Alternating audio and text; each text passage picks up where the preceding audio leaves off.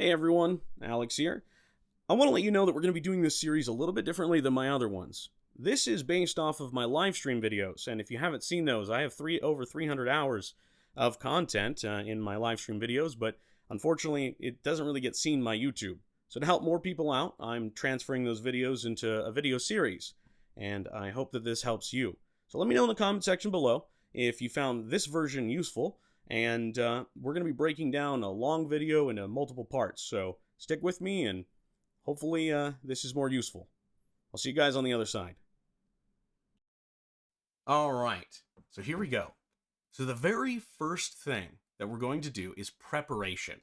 We need to add all of the extensions that we're going to be using to make this happen. How do we do that? Well, the first thing we're going to do is go to our project settings and our extensions. Beautiful. I want to start with some 3D extensions that we know we're going to need. We're going to need the 3D jump. Go ahead and install that. We're going to add the 3D walk. The 3D raycast.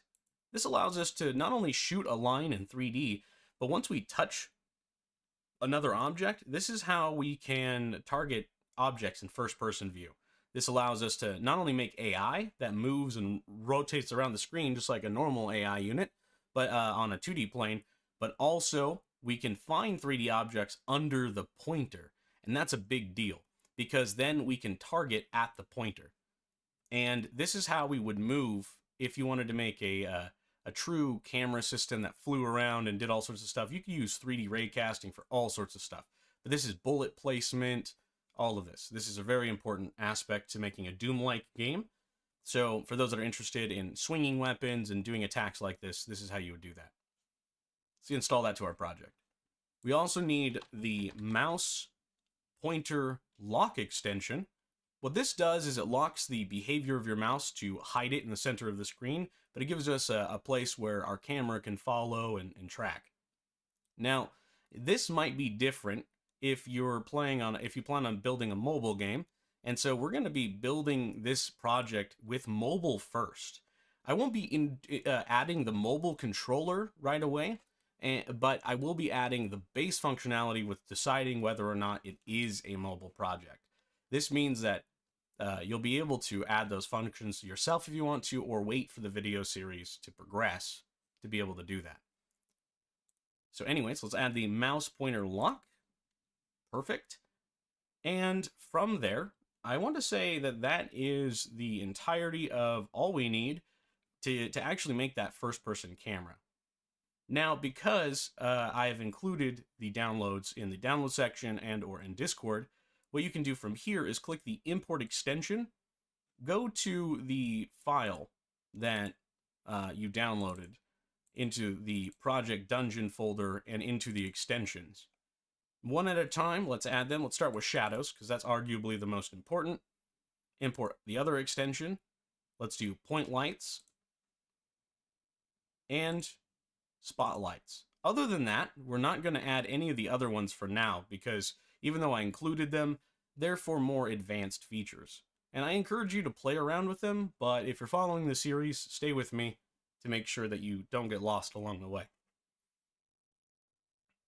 The last bit of preparation is going into our global variables.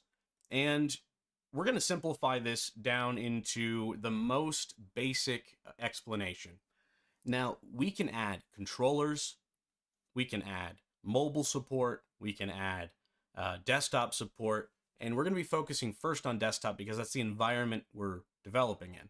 So we're going to add a variable, we're going to make it a structure, and I like to name this, to make it as simple as possible for this, we're going to name it controls. And in our controls, we're going to add a few children. We need 5 children at the start.